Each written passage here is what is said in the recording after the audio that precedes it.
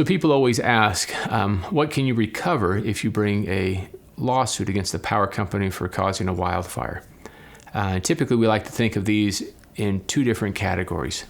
First, you can recover for your what we call economic losses, or these are types of losses that have an economic value to them intrinsically. For example, any damage to your property, whether it's you lose your home or your other structures like barns or outbuildings or sheds, or even your fences have been destroyed.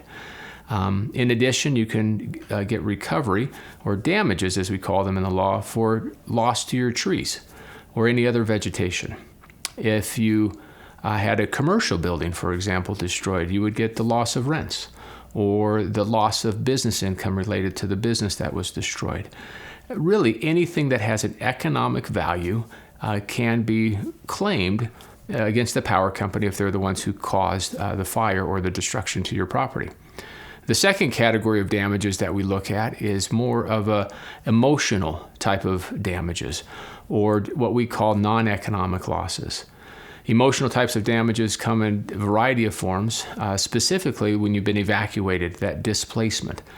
If you come back to your property and you don't have a home anymore, that displacement continues. And so the emotional harm is even worse because it carries on for so much longer.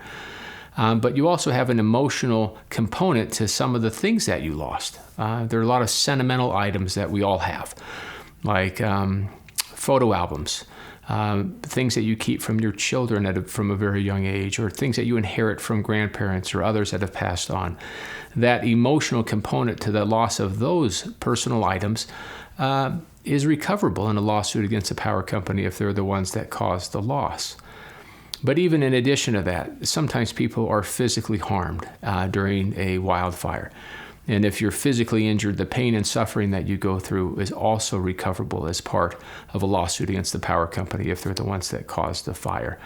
And so really, I like to say, if you've been harmed in any way as a result of a wildfire, you have a claim, because it likely falls under one of those two categories, both economic or non-economic or emotional injury.